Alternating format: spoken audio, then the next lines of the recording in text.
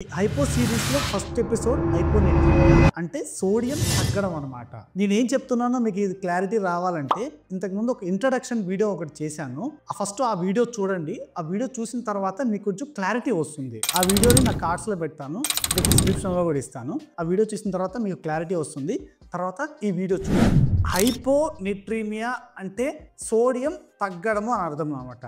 నాట్రియం అంటే లాటిన్ భాషలో సోడియం అని అర్థం అనమాట. దానికి పేరు పెట్టారు, అంటే Na అంటారు. కెమిస్ట్రీ కొంచెం తెలిసిన వాళ్ళకి ఈ సింబల్ బాగా తెలిసి ఉంటుంది.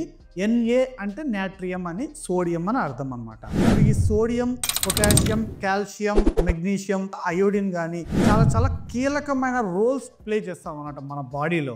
సోడియం అంటే ఉప్పు అని అర్థము. మన బాడీలో సోడియం క్లోరైడ్ అంటే ఉప్పు అని అర్థం అనమాట. మన బాడీలో ఉప్పు శాతం తగ్గింది అని అంటే హైపోనెట్రీమియా అంటారు. ఉప్పు శాతం పెరిగింది అని అంటే హైపర్నెట్రీమియా అంటారు.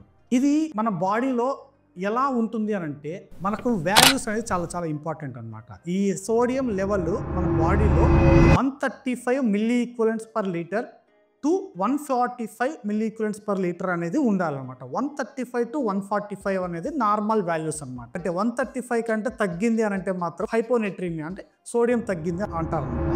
130 నుంచి 134కి వచ్చింది అంటే అది మైల్డ్ హైపోనెట్రీమియా అంటే కొంచెం చిన్నగా ఉంది అని అర్థం అనమాట. 125 నుంచి 129కి వచ్చింది అని అంటే కొంచెం మోడరేట్ అనమాట. మధ్యస్థంగా వాల్యూస్ తగ్గింది, సోడియం లెవెల్స్ తగ్గింది అని అర్థం అనమాట. అదే లెస్ దాన్ 125 అంటే 125 కంటే తక్కువ ఉంది అని అంటే ప్రొఫౌండ్ ఆర్ సివియర్ హైపోనెట్రీమియా అంటారు. అంటే 125 కంటే తగ్గింది అని అంటే మాత్రము కొంచెము డేంజరస్ లెవెల్స్లో ఉంది అని అర్థం అనమాట దానికి. ఇప్పుడు 115 కంటే ఇంకా తగ్గింది అని అంటే మనకి నరాల సిమ్టమ్స్ అనేది స్టార్ట్ అవుతుంది అనమాట. అంటే కోమా అండ్ ఫిట్స్ వచ్చే అవకాశాలు చాలా ఎక్కువ ఉంటుంది అనమాట. కాబట్టి 125 కంటే సోడియం తగ్గింది అని అంటే మాత్రము వాళ్ళు కొంచెం డేంజర్లో ఉన్నారు అని అర్థము. ఈ వాల్యూస్ చాలా ఇంపార్టెంట్ అండి. ఎందుకంటే మనకి మన బాడీలో ఈ సటిల్ చేంజెస్ అంటే చిన్న చేంజెస్ కూడా మన బాడీ జనరేట్ చేసుకోలేకపోయింది అని అంటే మాత్రము ఈ పర్యవసానాలు కొంచెం డేంజరస్గా ఉంటుందన్నమాట. ఇప్పుడు ఈ చిన్నపిల్లలు కానీ లేకపోతే ఓల్డ్ ఏజ్ పీపుల్ అనే వాళ్ళు ఫ్రీక్వెంట్గా సోడియం లెవెల్స్ అనేది తగ్గుతుందన్నమాట. అంటే అందరికీ రావాలని లేదు, కానీ వీళ్ళకి చాలా ససెప్టబుల్గా ఉంటారనమాట. వాళ్ళకి ఏమైనా చిన్న ఇన్ఫెక్షన్ వచ్చినా లేకపోతే ఏమైనా కిడ్నీ ప్రాబ్లం వచ్చినా కూడా సోడియం లెవెల్స్ అనేది బాడీలో ర్యాపిడ్గా చేంజెస్ ఉంటుంది అనమాట. చాలా ఫాస్ట్గా చేంజెస్ అనేది జరుగుతుందన్నమాట. హైపోనెట్రీమియా అనేది మనకి తొందరగా తగ్గిందా లేకపోతే నిదానంగా తగ్గిందా అనేది చాలా ఇంపార్టెంట్. Acute, chronic. అంటే అక్యూట్ అంటే తొందరగా తగ్గింది అని, క్రానిక్ అంటే కొంచెం దీర్ఘకాలికంగా తగ్గింది అని. అక్యూట్ అంటే అర్థమైందంటే లెస్ దాన్ 48 hours సిమ్టమ్స్ అనమాట. ఫర్ సపోజ్ 65 years కానీ 70 years ఒక ముసలి వాళ్ళు ఉన్నారనుకోండి, వాళ్ళకి లూజ్ మోషన్స్ కానీ లేకపోతే కిడ్నీ ప్రాబ్లం కానీ వాళ్ళకి సోడియం తగ్గింది అంటే ఒక 2 days వరకు మంచిగా ఉన్నారు, 2 daysలో వీళ్ళకి ర్యాపిడ్గా ప్రాబ్లమ్స్ వచ్చేసింది, వెంటనే వచ్చింది అని అంటే మాత్రము వీళ్ళకి ఈ అక్యూట్ అంటారు అనమాట. అంటే తొందరగా సోడియం తగ్గిందని. కొంచెం ఒక 4-5 days, 6 days, 7 days ఇలా అయిందనుకోండి, అప్పుడు ఏమవుతుందంటే కొంచెం సోడియం నిదానంగా తగ్గింది అనుకోండి, వీళ్ళని క్రానిక్ హైపోనెట్రీమియా అంటారు అనమాట. ఈ రెండింటిని ఎందుకు చెప్తున్నానంటే వీళ్ళకి ట్రీట్మెంట్ అనేది చేంజ్ అవుతుందన్నమాట. ఇద్దరికి ఇచ్చే ట్రీట్మెంట్ ఒకటే, కానీ కొంచెం అగ్రెసివ్గా ఇవ్వాలా లేకపోతే కొంచెం నిదానంగా ఇవ్వాలా అనే దాంట్లో కొంచెం చేంజెస్ ఉంటుందన్నమాట. ప్లస్ ఇంకోటి ఏంటంటే సిమ్టమ్స్ని బట్టి ట్రీట్మెంట్ అనేది మారుతుందన్నమాట. ఇప్పుడు చిన్న సిమ్టమ్స్ ఉన్నాయనుకోండి, చిన్న సిమ్టమ్స్కి మనకి సోడియం ట్యాబ్లెట్స్ ఉంటాయన్నమాట. సోడియం ట్యాబ్లెట్స్ లాంటివి ఇచ్చేస్తే సరిపోతుందో, లేకపోతే ఫుడ్లో ఉప్పు వేస్తే సరిపోతుంది అనమాట. ఫాస్ట్గా తగ్గింది అనుకోండి, వీళ్ళకి ఏంటంటే మనము అడ్మిట్ చేసి హాస్పిటలైజ్ చేసి వీళ్ళకి ట్రీట్మెంట్ ఇవ్వడం అనేది జరుగుతుంది అనమాట. మనకి హైపర్ టానిక్ సెలైన్ అని ఉంటుంది అనమాట.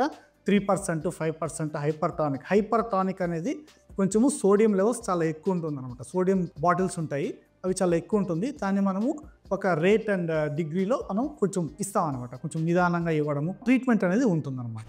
ఈ హైపోనెట్రీమియా అనేది మనకి కొన్ని రకాలు ఉంటుందన్నమాట. క్లాసిఫై చేశారు ఏ రకంగా అంటే ఇది ట్రూ హైపోనెట్రీమియా అంటే మనకి హైపోనెట్రీమియా అంటారు. ఈ వర్డ్స్ కొంచెం డిఫికల్ట్గా ఉంటుంది, కానీ ఒకసారి వినిన తర్వాత మీకు కొంచెం ఈజీ అయిపోతుంది.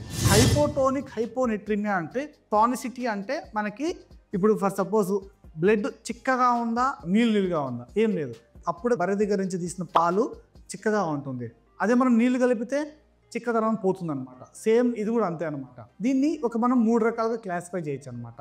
హైపర్వోలిమిక్ హైపోనెట్రీమియా, యూవోలిమిక్ హైపోనెట్రీమియా, హైపోవోలిమిక్ హైపోనెట్రీమియా అనమాట. ఏం లేదు, సోడియము వాటర్ ఉంది, ఈ రెండే అనమాట, సోడియము వాటర్. ఈ హైపర్వోలిమిక్ హైపోనెట్రీమియా అంటే సోడియం పెరిగింది, వాటర్ చాలా ఎక్కువ పెరిగింది అనమాట. దీన్ని హైపర్వోలిమిక్ హైపోనెట్రీమియా అంటారు. యూవోలిమిక్ హైపోనెట్రీమియా అంటే సోడియం నార్మల్గా ఉంది కానీ వాటర్ కొంచెం ఎక్కువైందనమాట బాడీలో, దీన్ని యూవోలిమిక్ హైపోనెట్రీమియా అంటారు. హైపోవోలిమిక్ హైపోనెట్రీమియా అంటే సోడియం కొంచెం తగ్గింది, వాటర్ ఇంకా తగ్గింది అని అర్థం దానికి. ఈ హైపర్వోలిమిక్ హైపోనెట్రీమియా అంటే సోడియం పెరిగింది, వాటర్ చాలా ఎక్కువ పెరిగింది అని అంటారు. ఇది ఏ కండిషన్స్లో వస్తుంది అని అంటే గుండె ప్రాబ్లం అనమాట, కంజెస్టివ్ హార్ట్ ఫెయిల్యూర్ అంటారు అన్నమాట. అంటే ఇప్పుడు హార్ట్ ఫెయిల్ అయిపోయిన తర్వాత మన బాడీలో వాటర్ అనేది బాగా చేరిపోతుంది అనమాట. దీనివల్ల మనకి ఉన్న సోడియం కంటే కూడా వాటర్ అనేది ఎక్కువ అవడం వల్ల వీళ్ళకి ఏమవుతుందంటే డైల్యూట్ అయిపోతుంది అనమాట. ఈ పాలు ఎంత మనము చిక్కగా ఉన్నదాన్ని మనం వాటర్ వేసి కలిపితే ఎంత డైల్యూట్ అయిపోతుందో సోడియం కూడా అలానే డైల్యూట్ అయిపోతుంది అనమాట. సోడియం అనేది కొంచెం ఉంటుంది, దీనికి వాటర్ అనేది ఎక్కువ అయిపోతుంది అనమాట. బాడీలో వాటర్ కంటెంట్ ఎక్కువ అయిపోవడం వల్ల సోడియము డైల్యూట్ అయిపోతుంది అనమాట. సోడియం అంటే ఫర్ సపోజ్ మిల్క్ అనుకోండి, వాటర్ అనేది ఎక్కువ అయిపోతుంది కాబట్టి మిల్క్ డైరెక్ట్ డైల్యూట్ అవుతుందో సోడియం కూడా అలానే డైల్యూట్ అయిపోతుంది అనమాట. ఇది congestive heart failure patients, kidney patients కూడా లావుగా ఉంటారు. మీరు ఎవరైనా కిడ్నీ పేషెంట్స్ని చూస్తే మీకు అర్థమవుతుంది, కిడ్నీ పేషెంట్స్ కూడా లావ్ అయిపోయి ఈ వాటర్ అనేది వాళ్ళకి రిటెన్షన్ అయిపోతుంది అనమాట. బాడీ అనేది వాళ్ళకి యూరిన్ రాకుండా బాడీలో వేస్ట్ మెటీరియల్స్ ఎక్కువైపోయి వాటర్ కంటెంట్ ఎక్కువైపోతుంది అనమాట. ఈ రెండు కండిషన్స్ మనకి హైపర్వోలిమిక్ హైపోనెట్రీమియాని మనకి ఇండికేట్ చేస్తుంది అనమాట. లివర్ ఫెయిల్యూర్ అవ్వడం వల్ల ఏమవుతుందంటే మనకి అసైటిస్ అనేది ఫామ్ అవుతుంది అనమాట, మనకి కడుపులో వాటర్ చేరిపోతుంది అనమాట. వీటి వల్ల కూడా మనకి సోడియం అనేది తగ్గుతుంది అనమాట. ఇది హైపర్వోలిమిక్ హైపోనెట్రీమియా అని అంటారు అనమాట. యూవోలిమిక్ హైపోనెట్రీమియా అంటారు, అంటే సోడియం లెవెల్స్ నార్మల్ ఉంది కానీ వాటర్ కొంచెం పెరిగింది అనమాట. మెయిన్ కండిషన్స్ దీన్ని ఏమంటారంటే SIADH అంటారు అనమాట. దాన్ని syndrome of inappropriate anti diuretic hormone అని. ఇది మీరు గుర్తుపెట్టుకోవాల్సిన అవసరం లేదు, కానీ ఇది ఏ కండిషన్స్లో వస్తుంది అనేది మాత్రం ఇది మెయిన్ అనమాట. యూవోలిమిక్ హైపోనెట్రీమియా అనేది ఎవరికి వస్తుంది అంటే మేజర్ సర్జరీ అనమాట. అంటే లాంగ్ స్టాండింగ్ సర్జరీ కానీ, ఏదైనా పెద్ద సర్జరీ కానీ, తర్వాత స్ట్రెస్, ఇన్ఫెక్షన్, కొన్ని డ్రగ్స్ ఇన్ఫెక్షన్ అంటే ఫర్ సపోజ్ HIV ఇన్ఫెక్షన్ కానీ, లేకపోతే నిమోనియా, అంటే కొంతమంది హాస్పిటలైజ్డ్ పేషెంట్స్కి నిమోనియా వస్తుంది. ఆ నిమోనియా వచ్చిన పేషెంట్స్కి కూడా సోడియం అనేది కొంచెం తగ్గుతుంది అనమాట. కొన్ని డ్రగ్స్ మనకి సోడియం లెవెల్స్ని కొంచెం నార్మల్ ఉంటుంది కానీ వాటర్ కంటెంట్ బాడీలో పెంచడం వల్ల ఇది వస్తుంది. ట్రామా అంటే దెబ్బ తగిలితే కూడా కొంతమందికి యూవోలిమిక్ హైపోనెట్రీమియా వచ్చే అవకాశాలు ఉంటాయి. హైపోవోలిమిక్ హైపోనెట్రీమియా అంటారు, అంటే సోడియం తగ్గింది, వాటర్ కంటెంట్ ఇంకా తగ్గింది అనమాట.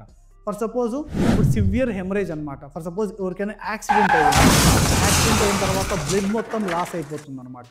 సివియర్గా బ్లడ్ లాస్ అయిపోవడం, కడుపులో అల్సర్ వచ్చి వాళ్ళకి సివియర్గా బ్లీడింగ్ అనమాట, లిటరల్లో వాళ్ళకి బ్లడ్ పడిపోవడం వల్ల కూడా అవుతుందన్నమాట. సివియర్ వాల్యూమ్ డిప్లీషన్ అనమాట, మన బాడీలో వాటర్ కంటెంట్ కూడా ఎక్కువ తగ్గిపోయింది అనుకోండి, అప్పుడు కూడా మనకి సోడియం అనేది కొంచెము రిలేటివ్గా తగ్గిపోతుంది అనమాట. దీన్ని హైపోవోలిమిక్ హైపోనెట్రీమియా అంటారు. 3 క్లాసిఫై చేసాం కదా, ఈ మూడిట్లో ఏ రకమైన సోడియం తగ్గినా కూడా మనము సోడియం అనేది మనము బాడీకి ఇవ్వాలన్నమాట. అది ఏదైనా సరే రూపంలో మనం ఇవ్వడం జరుగుతుందన్నమాట.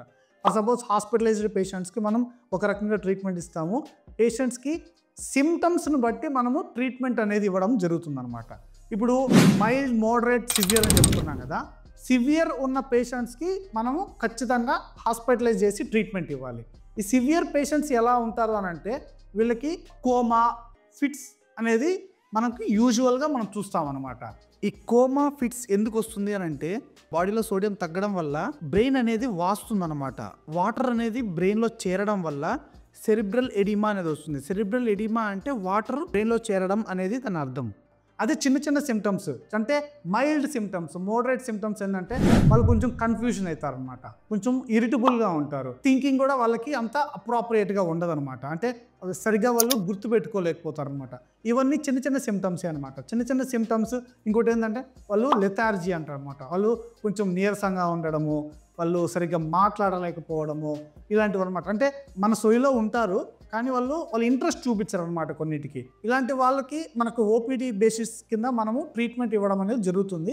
ఉప్పు వేసుకోండి అమ్మా, లేకపోతే సాల్ట్ కొంచెం తగ్గింది, సోడియం ఒక 130 ఉంది, మీరు టాబ్లెట్స్ కానీ లేకపోతే డైట్లో ఉప్పు మెయింటైన్ చేసుకున్నారంటే మీకు ఈజీగా అయిపోతుందని డాక్టర్లు చెప్పడం అనేది జరుగుతుంది అనమాట. ఈ సోడియం గురించి ఇంత డీటెయిల్ ఎక్స్ప్లెనేషన్ ఎందుకు ఇచ్చానంటే, ఇది ఓల్డ్ ఏజ్ పేషెంట్స్ చాలా సఫర్ అవుతారండి. ఒక్కసారిగా వాల్యూస్ తగ్గింది అని అంటే మాత్రము వాళ్ళకి సిమ్టమ్స్ కొంచెం ఓవర్ సిమ్టమ్స్ వస్తుంది అనమాట. ఫిట్స్, కోమాకు ఒకసారి వెళ్ళారు అని అంటే మనం కరెక్షన్ చేసినా కూడా వాళ్ళకి కొంచెం న్యూరో డెఫిసిట్స్ అనేది ఉండిపోతుంది అనమాట.